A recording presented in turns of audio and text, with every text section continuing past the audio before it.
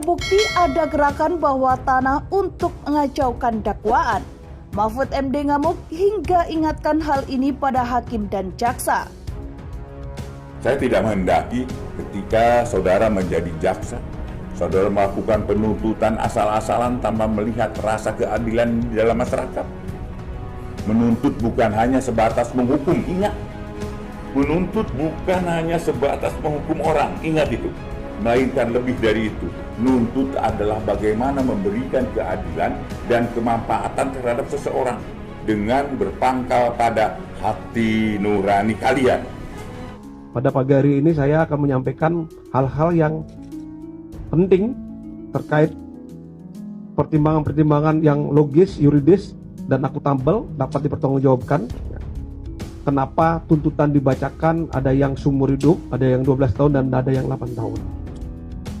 Pertama, bahwa kami sangat menghargai berbagai komentar dan rasa empati terhadap korban, keluarga korban, dan para terdakwa yang selama ini berkembang di masyarakat, baik yang pro maupun kontra terhadap tuntutan dari penuntut umum yang telah dibacakan.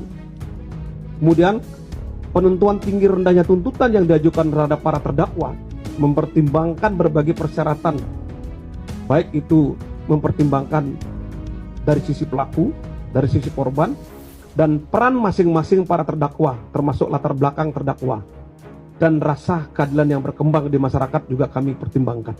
Ada yang bergerilya, ada yang ingin Sambo dibebaskan, ada yang ingin Sambo dihukum, kan gitu. Tapi kita bisa amankan itu di kejaksaan. Saya pastikan kejaksaan independen. Tidak berpengaruh dengan gerakan-gerakan bawah tanah itu. Karena ada bilang, ada katanya seorang brigjen mendekati si A, si B. Saya bilang, brigjennya siapa? Suruh sebut ke saya. Nanti di sini saya punya majian banyak kok. Saya bilang, nanti kan masih ada pledoi, kemudian ada putusan majelis gitu. Saya melihat kalau Kejaksaan Agung sudah independen dan saya kawal terus jadi independen. Sidang pembacaan tuntutan untuk para terdakwa kasus pembunuhan berencana terhadap Brigadir Yosua masih terus menjadi sorotan dari banyak pihak. Salah satunya yaitu dari pihak Menko Polhukam Mahfud MD, di mana ia mencium adanya gerakan bawah tanah yang sengaja mempengaruhi putusan terhadap Ferdy Sambo dan kawan-kawan. Bahkan Mahfud MD menyebut bahwa gerakan itu sebagai gerilya. Ada yang meminta Ferdy Sambo dihukum dan ada juga yang meminta dibebaskan.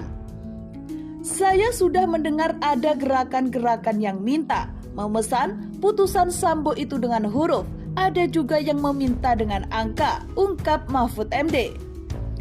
Ada yang bergerilya, ada yang ingin Sambo dibebaskan, ada yang ingin Sambo dihukum, kan begitu. Tapi kita bisa amankan itu. Di kejaksaan saya pastikan kejaksaan independen, lanjutnya.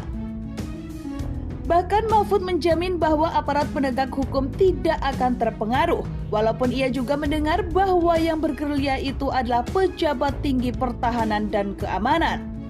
Lebih lanjut, ia menegaskan barang siapa yang memiliki info terkait upaya gerakan bawah tanah tersebut untuk melapor kepadanya.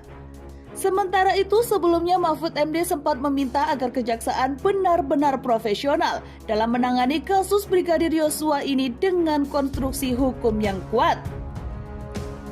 Kejaksaan harus benar-benar profesional menangani kasus ini dengan konstruksi hukum yang kuat agar mudah nanti bagi pengadilan dan masyarakat memahami kasus ini sebagai upaya penegakan hukum dan pengadilan, pungkasnya.